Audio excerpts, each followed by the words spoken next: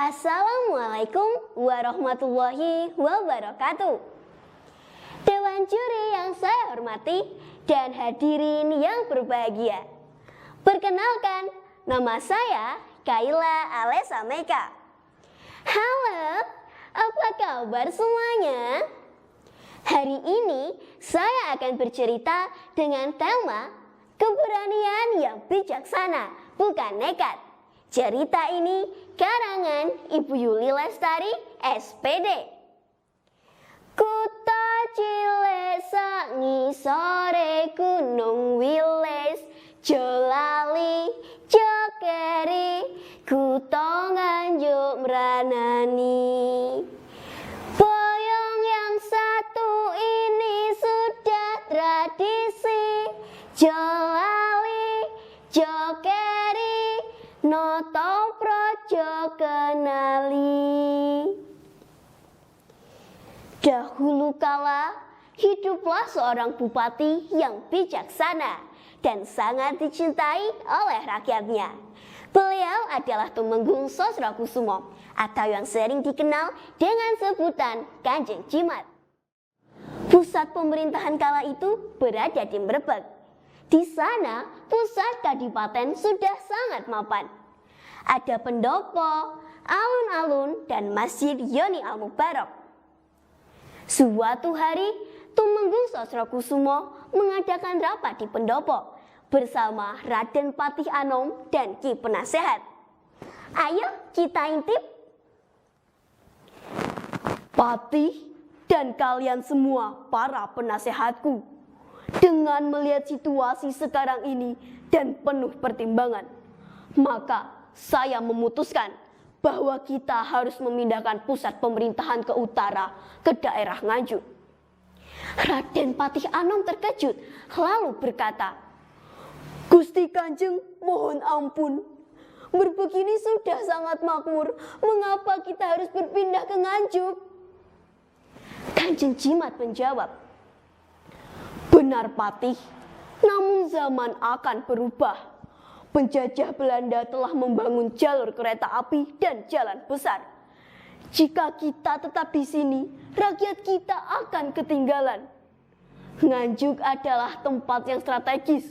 Di sanalah masa depan rakyat kita." Ki Penasehat kebingungan lalu bertanya, "Gusti, bagaimana dengan warga dan seluruh isi pendopo? Apakah mereka akan setuju? Dan apakah kita tidak kualat dengan leluhur kita?" Kanjeng Jimat menjawab, "Saya tahu, pasti ada yang tidak setuju. Kita akan memberikan pengertian kepada mereka." Ternyata benar, keputusan Kanjeng Jimat untuk melakukan bedol negara atau pemindahan ibu kota tidak serta-merta diterima dengan mulus oleh semua pihak. Di dalam pendopo maupun di pasar Mrebek, kabar tersebut memicu perdebatan. Ada yang merasa berat hati untuk meninggalkan tanah leluhur yang sudah mapan. Ada kekhawatiran bahwa Mrebek akan menjadi kota mati yang ditinggalkan. Selain itu, terdapat peninggalan masjid yang sangat bersejarah. Akhirnya, warga memberanikan diri meluruk atau berbondong-bondong ke pendopo untuk menemui Tumenggung Sosrokusumo. Di dalam ruang rapat kadipaten terjadi ketegangan. Tumenggung Nayotruno menghaturkan sembah. "Gusti Kanjeng, mohon ampun. Hamba ingin berbicara bukan karena ingin membangkang. Mrebek adalah tanah suci. Disinilah para leluhur babat alas. Di sini pula Masjid Yoni Al-Mubarok berdiri kukuh. Memindahkan ibu kota ke Nganjuk yang masih berupa rawa dan hutan, bukankah itu seperti membuang kemapanan demi sesuatu yang belum pasti?"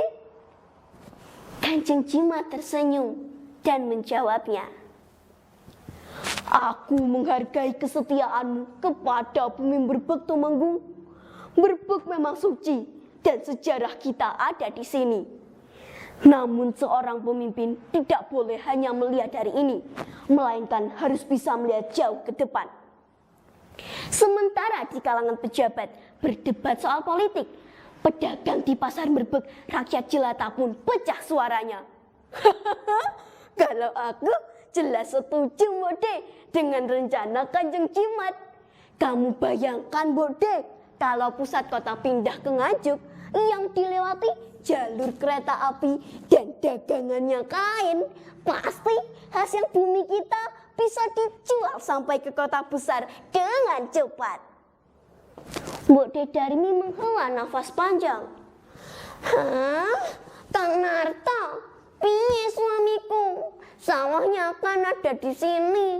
Kamu pedagang bisa pindah kemana saja. Lah suamiku ini petani, sawahnya ada di Merbek. Di sini loyo juga subur karena air dari Gunung Wilis. Kalau pusat kota pindah, perhatian pemerintah pasti juga pindah ke utara. Lah kami yang bertahan di sini bagaimana? Melihat keresahan rakyat dan beberapa pejabatnya, akhirnya Kanjeng Jimat memutuskan untuk mengumpulkan semua warga di alun-alun Merbek. Akhirnya semua warga berduyun-duyun datang ke pendopo.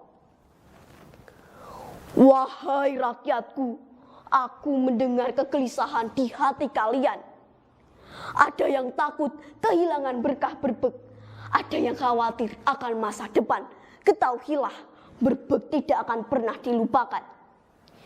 Namun, perpindahan ke Nganjuk adalah suatu keberanian yang harus kita lakukan agar anak cucu kita tidak hidup dalam ketertinggalan.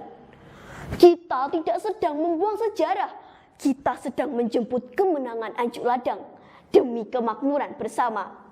Dan kita akan berpindah ke tempat yang lebih nyaman, terhindar dari banjir. Sebelumnya, maafkan aku, keputusanku tidak akan berubah.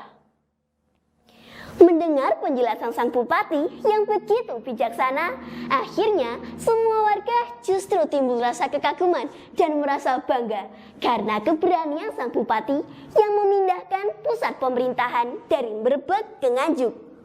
Hidup Kanjeng Jimat, hidup Pak Bupati, teriak para warga. Tepat 6 Juni 1880, secara resmi, pemindahan ibu kota yang semula bernama Kabupaten Merbek diubah namanya menjadi Kabupaten Nganjuk.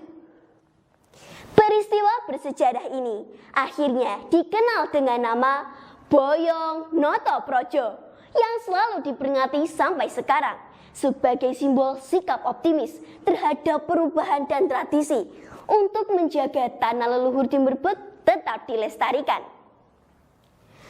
Ayo kita berani percaya diri, maju provinsi, bekali diri, pastilah kita nomor 1 raih prestasi.